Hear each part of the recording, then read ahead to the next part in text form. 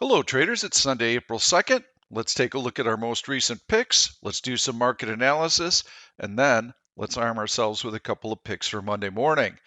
BABA, B-A-B-A, that was a stock that I really liked. I put this video out Thursday. You can see the stock has basically been treading water. Not a great pick because the market was higher Thursday and Friday. I wanted to see some continuation. Stock is just a little bit tired. It's digesting the gains. This has been actually a nice move from here to here. It'll probably pause and then continue higher, but this is a nice move. This is a good breakout through a downward sloping trend line, a nice big breakout above the major moving averages with follow through on heavy volume. It has all the right ingredients. So keep an eye on BABA. If the market is strong, this stock still could continue higher. It just needs to rest a little bit. Buyers will get a little bit more and more aggressive with the passing of time, and then you'll see it move higher. SCHW, Charles Schwab. That was my bearish pick of the day. You can see how the stock has been drifting lower even when the market has been moving higher. So yes, this is an excellent short. Financials in general have been excellent shorts because of the recent failure of SIVB. So if we take a look at what the stock has done since the video came out, yes, that's about where the video came out. And you can see that the stock had moved considerably lower. But there really wasn't any reason to take short positions because the market has been really, really strong. So let's go in and do some market analysis. Let's start with the daily chart, take a look at what's going on there. You can see lots of volatility, lots of chop, mixed overlapping candles, couple of green candles, couple of red candles that reverse that move. Try the downside, then we reverse it to the upside. Net, if you look at the chart, let's zoom out just a little bit. We haven't gone anywhere. You can see there's your horizontal resistance, there's your horizontal support, and we are just moving back and forth. Is this going to be a nice move higher? Well, the volume has been horrible. So you can see how light the volume is here when the market was moving through the major moving averages. But wait a minute, Pete. Look at that. We had nice volume on Friday. That was good, right? Well, it was nice once the momentum was established. It continued, but Friday was a different day because it was the end of the quarter.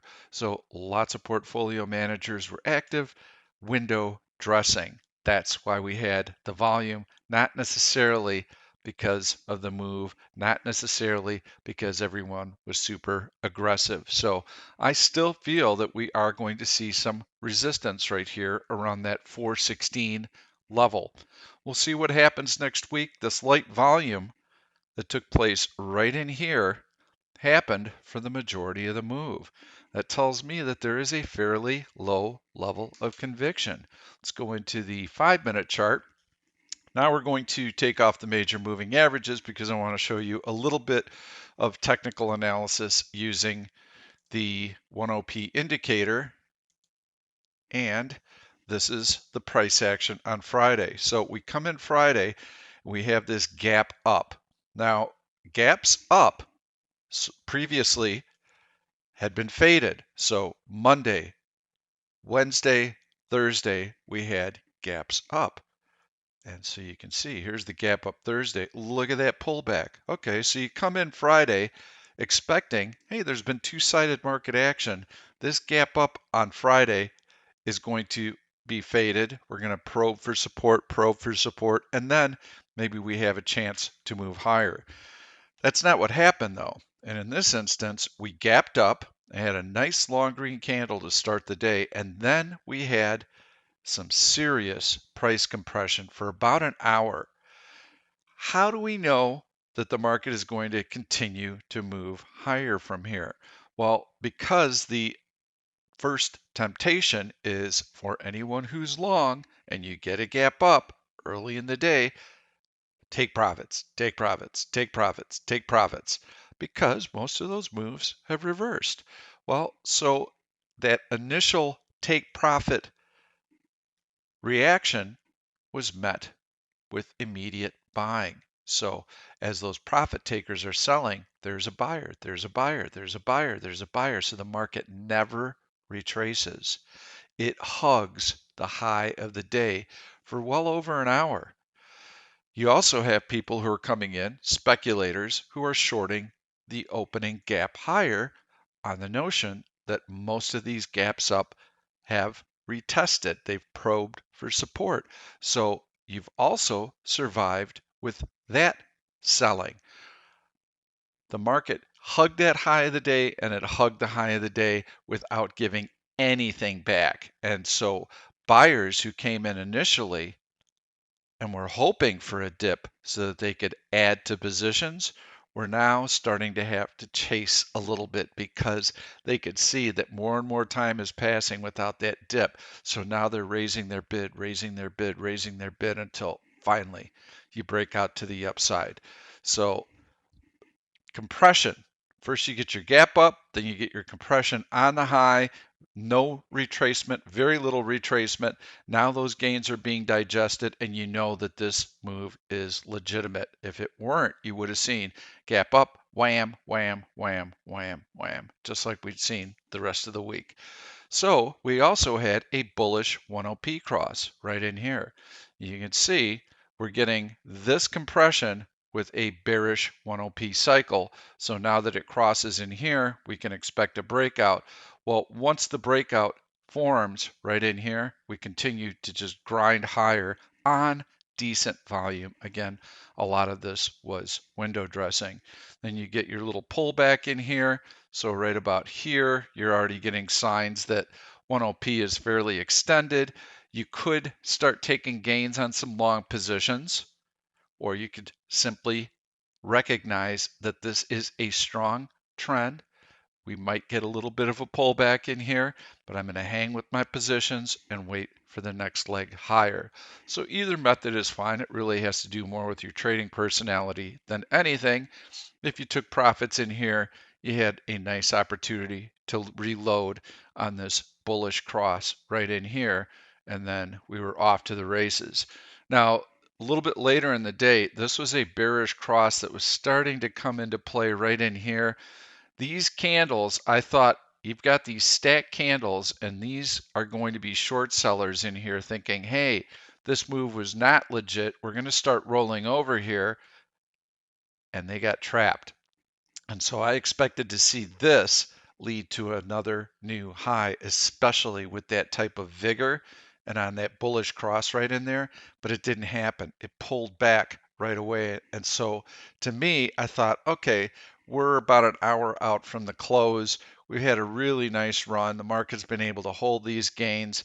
This is where I would be exiting my long positions. I would have missed the last hour of trading, but you can see that last hour was not particularly easy to trade anyway because we did have lots of moves up and down. Finally ended up on the high of the day. So that's just a little bit of insight on how we traded the market on Friday. And the main thing that I wanted to impress upon you was this tell right here. You've got the gap up, it holds. Profit taking has been held to a minimum. Buyers have stepped up to meet that supply, and eventually you get this nice grind higher, very orderly price action. The pullback here didn't have a lot of long red candles, just a couple of little bodied red candles in here. So that told you that this was not a particularly strong move, well above the VWAP, and then on that bullish cross. See you later. So what do we want to do for next week? What do we got happening next week? Well, we've got this market breakout, but the volume's been pretty dang light. That tells us that we need to tread cautiously.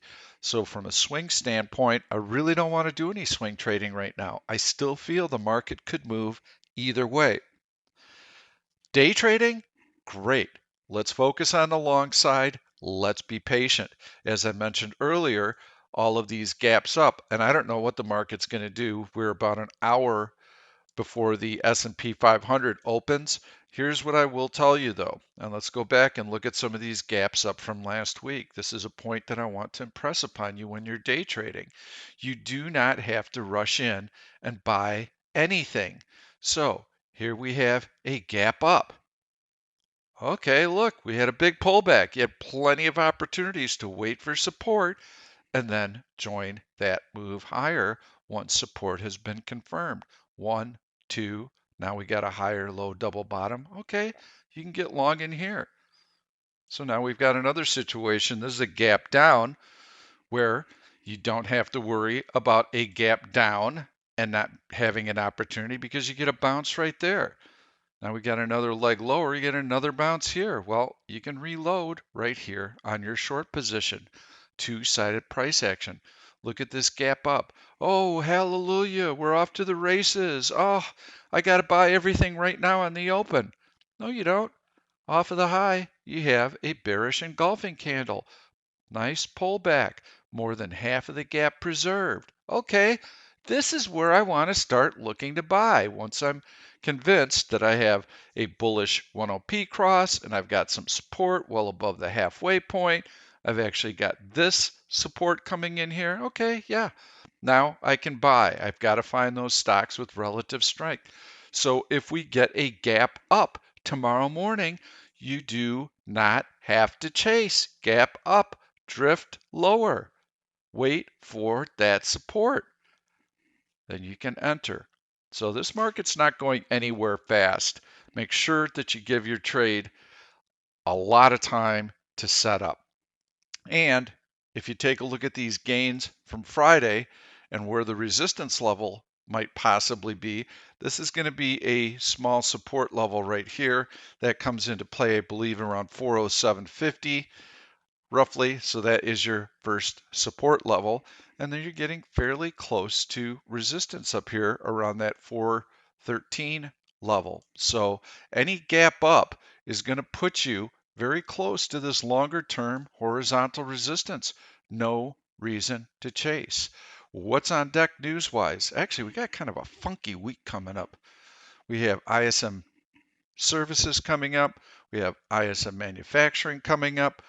We have the unemployment report, and this is the odd part, coming out Friday. Well, Friday is Good Friday. The market is going to be closed. So we've got all this news coming out. The futures actually, I believe, are open. So you can trade the futures market, but as far as stock positions, you won't be able to trade until Monday. The unemployment report has been coming in fine, meaning it's been within expectations. So the one component that I always watch for that is kind of a wild card that could actually be quite bullish is the hourly wages component. And last month it came in at 0.2%. That is excellent. That shows that wages are not moving up quickly, and that will help ease inflation because wages are the largest input cost for manufacturers. So they don't have to raise prices, they can maintain profit margins. That's why that news would be bullish. So Friday, you're enjoying Good Friday. Watch that hourly wages component. If it comes in at 0.2% again, I think it gives the Fed some breathing room not to hike as much, and that would be viewed as bullish news for the market. If it comes in at 0.3%, which is where it's been coming in at, if the job growth is somewhere around 200,000, which has been coming in at that level or higher, that is supportive of the economy being fine, even in light of all the rate hikes. And we might see a little bit of a positive reaction. After we get through next week, we come back and then we have the CPI. That is going to be a big number because everybody's worried about inflation. And the Fed, in their last statement, said that inflation is still a concern. We did get the PCE deflator, came in at 0.3% last week. You could look at that number and say, gee, that's why we had this big market rally. I'm not buying into it. I think that's more window dressing than anything that took place on Friday. So we'll see how those inflation numbers come out. And then right after that, we start getting earnings. And first on deck are the major banks. And so hopefully they'll give us some clarity, some transparency on what's going on with their balance sheets and any potential for a credit crisis.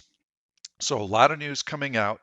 That horizontal range that I just referenced, can we break out? Maybe. Well, this is the type of backdrop that we would like to have a breakout on because earnings carry material news with them and a breakout could be sustained. Inflation, same type of thing. Good CPI numbers could see that breakout. We need to have that volume. That's the missing ingredient right now. And so I still feel that stock valuations are rich. There's usually some optimism heading into earnings season. So for the next 2 weeks, I think the bid will be fairly decent. Mega cap tech earnings always have lots of optimism around them. So let's take a look at QQQ because it has been leading the charge. Look at that beautiful breakout to a new high. So if you're going to be trading from the long side, then you want to be long technology stocks. So let's go in. Let's find some day trading picks. We're going to find a short and we're going to find a long. And then you are patiently going to wait for the market to set up intraday. And you're going to be looking for relative strength or relative weakness in these stocks and trading accordingly. So I'm going to go into the bullish searches first. I'm just going to go right into green royal flush. And Tesla is at the top of the list. Tesla looks great. Look at this volume. We had a really nice volume spike on Friday. Also, Thursday was better than average. And recently, you've seen pretty good volume on it. This is a nice technical breakout here through this trend line. And you can see it drawn right from this point here. Few touches right in there. So you've got two of these high minus trend lines that were breached on Friday with heavy volume. Stock has relative strength. Stock has room to move to that 200-day moving average, which is roughly around $216, which is about a $10 move. Okay, well, that gives us plenty of upward movement. Then that would coincide with horizontal resistance. There, I think you need to be a little bit careful unless you get a huge market rally, which I'm not looking for, and if you see stacked long green candles through these resistance levels. I'm not expecting that either. I'm expecting a low volume float higher for the market, and I'm expecting Tesla to have a nice, easy path to testing that 200-day moving average. So yeah, I like Tesla. I could go through the list. I want to keep this video fairly short. These are all nice stocks. PANW, that looks good. AI, wow, that's quite a mover in here. Getting through these horizontal resistance levels. Let's see where they come into play. Yeah, that's a very nice breakout on very big volume. So AI actually looks pretty dang interesting to me as well. Microsoft, and I'm going to end there. There you've got a nice longer term downward sloping trend line breaking through this horizontal resistance here. That's nice. So yeah, Microsoft looks good above all the major moving averages. Got a couple of high plus trend lines here that are breached to the upside. Has room to get to this. Yeah, Microsoft looks pretty good also. The short side is more challenging because we've had this nice market rally. So it is hard to find stocks that are not performing well. So I'm going to go into the bearish search and I'm just going to flip through, see if anything's coming through on the bearish searches. And I'm just visually scanning through the list. We already know that SCHW was a good short. So I'm going to go into custom search and I'm going to take a look and see what we can find here. Run a quick search and I'm going to be looking for stocks that were below the previous day's low. AEHR. This has had a really nice run up. So you can see this is a strong stock. It has been strong relative to the market, but earnings after the close, big drop here on Friday, never recovered. If it challenges this 100-day moving average, which is also a low plus trend line, I would need to see the stock smash through that 100-day moving average with a long red bar on heavy volume. Only then would I consider it. But instead, I think I'm just going to go in and take a look and see if there are any other stocks. I know there's a weak stock that I'm going to highlight, and that is another banking stock, and it is Wells Fargo. And we'll take a look at that chart, and you can see the symbol is WFC, and we'll go into the daily chart, and you can see here that the market has been up, up, up, but the stock has not been able to recover from this decline. And you can see how the market was up big Friday, stock was down big. This stock has relative weakness along with Schwab. And what the heck, you want to stick with the weak sector right now. If the market struggles this week, the reason for it is going to trace back to the financial sector because that is currently what's weighing on the market. Well, if the financials are weighing on the market, then WFC is going to lead the sell-off. And you can see stock gaps up originally with the overall market. And then as the market continues to grind higher, the stock loses all of its strength. The air gets let out of the balloon and the stock closes near its low of the day. If the market had reversed at any point on Friday, you would have seen this stock make a new low of the day and perhaps take out the low from Thursday. So your short for the week is going to be WFC, Wells Fargo. Your long for the week is going to be Tesla. Really like Tesla. I think it's got a chance. Look at that strength. Just rallied, closed right on the high of the day. Look at that volume. Beautiful volume too. So I'm going to put up the daily chart in here. And then you can see once more those major trend lines breached. And there's the 200-day moving average. I do have one more closing note because I just saw it on Wells Fargo. I had a question. Somebody asked me, they're like, I don't understand this whole relative strength and weakness thing, and here goes the stock, and it's relatively strong. Oh, it's relatively weak. I should short it here. No! My God, if a stock makes a move like that, okay, this is a gigantic move intraday. Yes, at some point it is going to lose its relative strength. Here, the stock doesn't do a nosedive.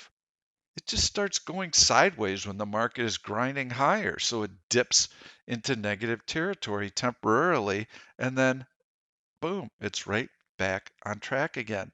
So here it makes another big move, and then it loses a little bit of its strength because the market is moving higher into the close, and the stock, there's your closing move in the market, and the stock didn't lose a lot. It just didn't keep pace with what the market was doing. So it was a little bit soft relative to the market.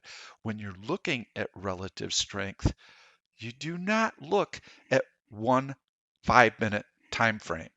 What you want to do is you want to go into a 15-minute time frame. Hey, 15 minutes. Stock looks like it's pretty strong. What's the 30-minute look like? Hey, the stock looks pretty strong across a 30-minute time frame. What about the 1-hour time frame? Hey, the stock is pretty strong on a 1-hour time frame. Hey, it's pretty strong on a daily time frame. So do not just look at relative strength and weakness on a 5-minute basis. All that really does is it helps us with our entry. When we're day trading, we want to see that relative strength. Ideally, on a super strong stock like Tesla, once it's made that big opening move higher, you know at some point it is going to lose a little bit of that strength. So you wait for it to dip below zero, and then as soon as it gets back above zero, you're back in and you catch that. Thanks so much for watching, everyone. Good luck with your trading this week. I'll try and do a video on Wednesday because Friday is a holiday. That'll at least give you Thursday to see if those trades pan out for you. Thanks again. We'll see you then. Thank you for watching this YouTube video. I'm Pete Stolzers, and I'm going to keep the trade ideas coming along with lots of education. So make sure to subscribe to the channel and please turn on your notifications so that you never miss another trade. If you like the content, please give it a thumbs up. I've loaded 2 other videos that I think you're really going to enjoy. Stay tuned. We'll see you soon.